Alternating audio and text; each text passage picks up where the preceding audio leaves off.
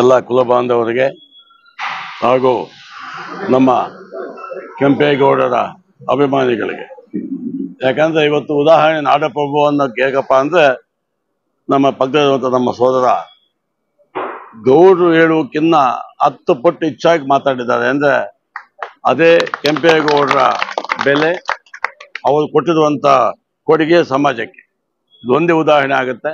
ಹಂಗಾಗಿ ನೀವು ಏನಿವತ್ತು ಈ ಡಿಪೋನಲ್ಲಿ ಮಾಡ್ತಾ ಇದ್ದೀರಾ, ಶಿಸ್ತುಬದ್ಧವಾಗಿ ಅರ್ಥಪೂರ್ಣವಾಗಿ ಮಾಡಿದ್ದಾರೆ. ದೊಡ್ಡದಾಗಿ ಮಾಡೋಕ್ಕೆ ಇಂಪಾರ್ಟೆಂಟು ನೋಡಿ, ಎಲ್ಲದಕ್ಕೂ ತಿಂಡಿ ಊಟ ಎಲ್ಲ ವ್ಯವಸ್ಥೆ ಮಾಡಿದ್ದಾರೆ. ಅದಕ್ಕೆ ನಾನು ನಮ್ಮ ಸಂಘದ ಪರವಾಗಿ, ನಮ್ಮ ಕುಲಬಾಂಧವರ ಪರವಾಗಿ ನಿಮ್ಮೆಲ್ಲ ಧನ್ಯವಾದ ಹೇಳ್ತಾ ಇದ್ದೀನಿ. ಎರಡನೇದಾಗಿ, ಕೆಂಪೇಗೌಡರು ಯಾವ ಜಾತಿಗೂ ಸೀಮಿತ ಅಲ್ಲ.